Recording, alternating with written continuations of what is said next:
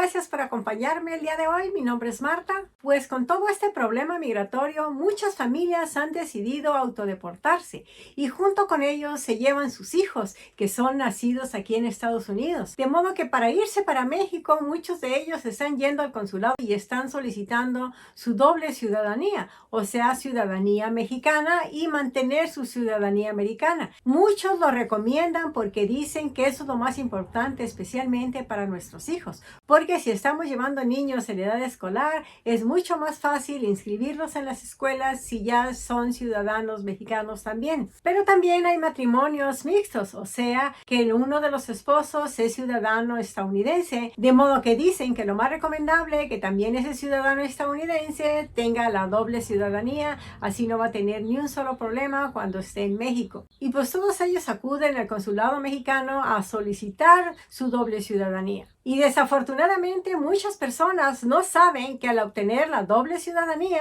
muchas veces caen en una trampa fiscal. De modo que si tú eres una de esas personas que ya tiene la doble ciudadanía o está pensando en obtener esa doble ciudadanía, puede ser que nadie te explicó esto, que aunque pagues impuestos al SAT y no hayas regresado en mucho tiempo a Estados Unidos, el IRS todavía quiere saber cuánto ganas y cuántos ahorros tienes. ¿Y hasta cuánto dinero tienes en el banco? En este 2026, nuevas regulaciones y el sistema de vigilancia fiscal están haciendo que muchas personas se den cuenta de la realidad, pero ya demasiado tarde, porque la doble ciudadanía puede convertirse en una trampa fiscal. Por eso el día de hoy les voy a compartir a ustedes toda la información que encontré sobre cuáles son esas trampas para las personas con doble ciudadanía viviendo en México en este 2026 y sobre todo cómo evitar errores que te pueden costar miles de dólares. Por eso siempre hay que estar bien informados, porque recuerden, el saber es poder.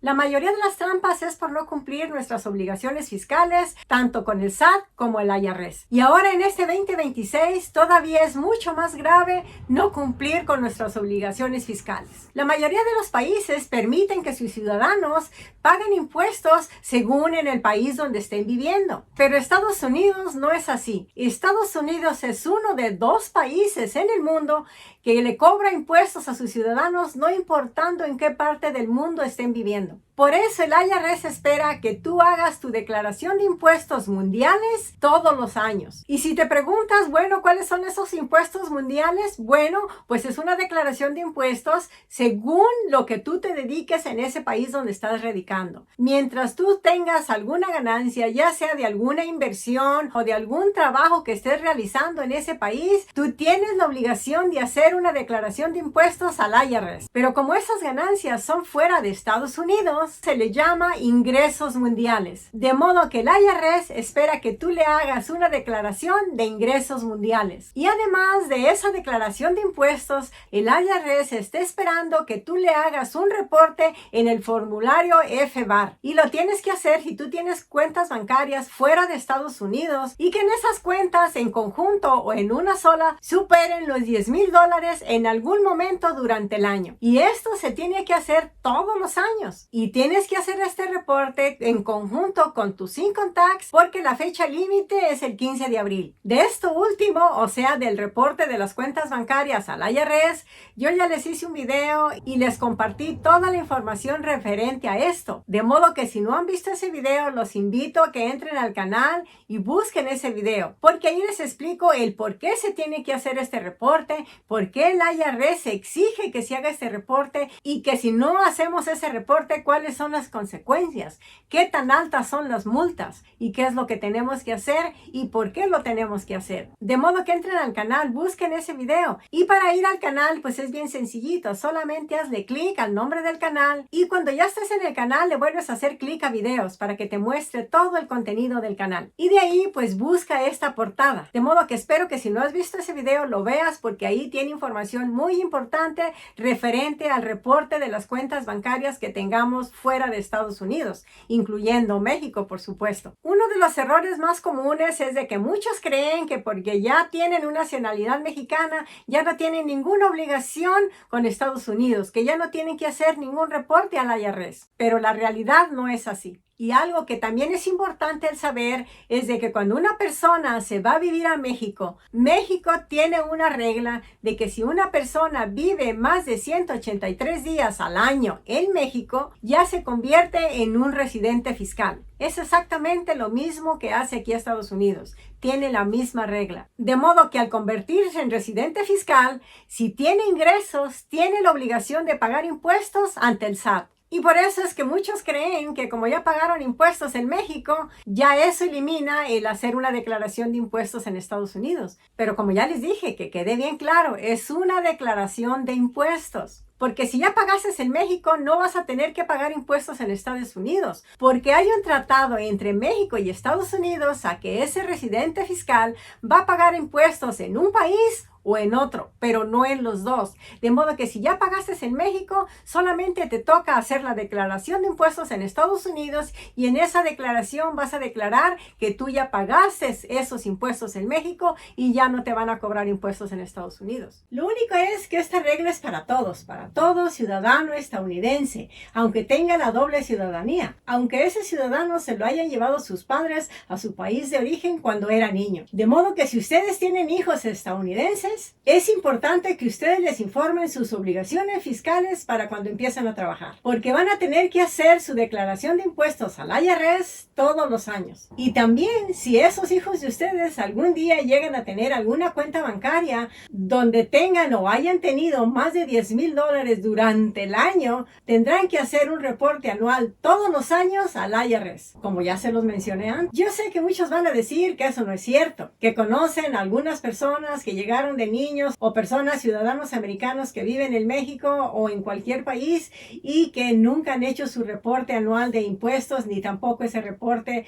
de la cuenta bancaria y que nunca ha pasado nada. Lo único que les puedo decir es de que Estados Unidos y México comparten información de sus ciudadanos y que los bancos reportan las cuentas bancarias de los estadounidenses al IRS. Pero sí es verdad que no todos los chequean. Esto es igual como cuando nos hacen las auditorías, el SAT en México y el IRS aquí en Estados Unidos. Cuando te toca, te toca.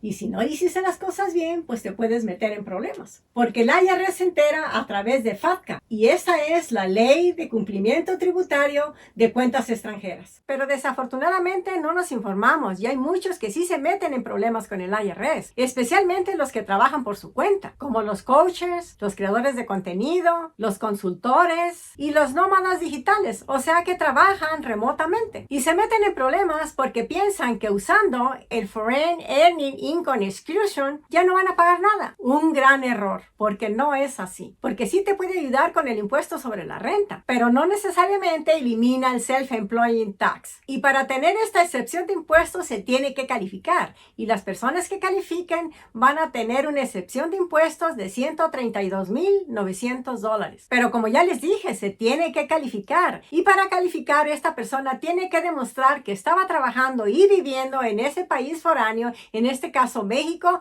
por los 12 meses consecutivos, o sea, todo el año, pero en presencia física. Y tiene que presentar el formulario 2555 junto con su declaración de impuestos al IRS. Pero desafortunadamente no todos los estados aceptan el Foreign Earning Income Exception, ni tampoco evita pagar los impuestos en el país donde estén radicando, en este caso México. Así que muchos acaban pagando el ISR en México, además del Seguro Social y el Medicare en Estados Unidos. Y si esa persona no sabía y no lo estuvo haciendo por muchos años, imagínense lo que va a tener que pagar. Por eso es que tenemos que estar bien informados en lugar de asumir que las cosas son así como nosotros pensamos. De modo que imagínate ganar $100,000 remotamente en México y descubrir que debes miles de dólares al IRS aunque ya hayas pagado al SAT en México. Y otro error grande son las inversiones, porque una inversión normal el IRS la convierte en una pesadilla. Y esas inversiones son los CETES, el ETFS,